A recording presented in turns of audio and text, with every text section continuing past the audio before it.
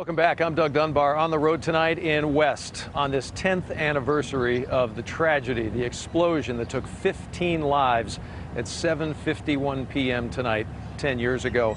And as we revisit and look at history, we also want to spend some time looking forward and to get a good handle on just how much progress has been made here in West in this decade since everything happened.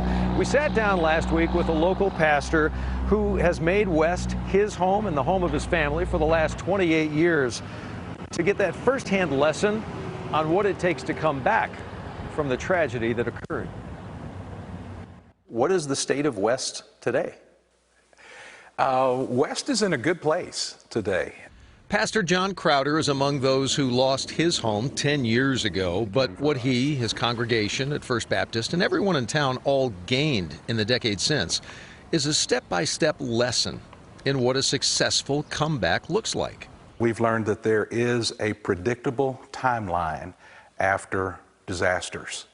As the stunned town wandered in grief and depression in those first days after 15 lives were lost, emotions first centered on the overwhelming, burying friends and family, the enormous road ahead to rebuild. But then very quickly after that, there's an impressive rise in the emotional well-being of the community, because we're able to say, look how we're coming together. We are West strong. We interviewed you 10 years ago. Wow. And you said, oh my goodness, this is scary. You said, I'm convinced that this community has what it takes to get through this thing. You said that.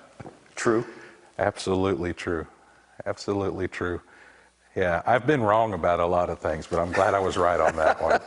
The very first Sunday after the explosion, the faithful at First Baptist knew that they needed to come together. So they gathered all the chairs they could find. They found a flatbed truck and a sound system.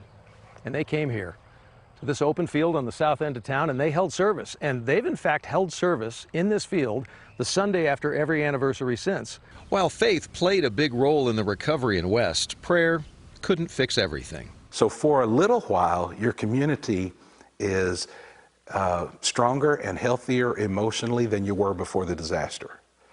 But then comes the huge decline. This is the worst part of the disaster in many ways. Depression and frustration came calling.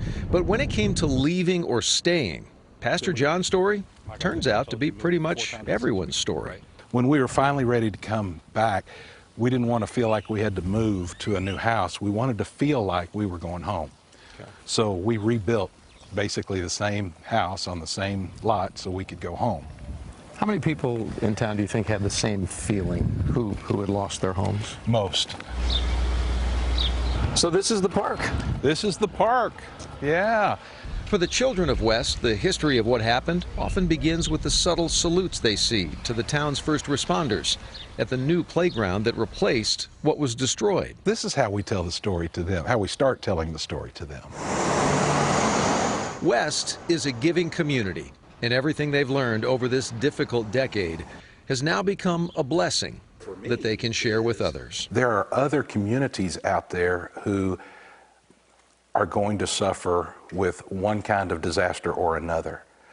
And if we can take what we've learned and take that to those other communities, they don't have to spend time reinventing the wheel. What a terrible waste it would be to go through something horrible like that and not grow because of it and become a stronger person because of it.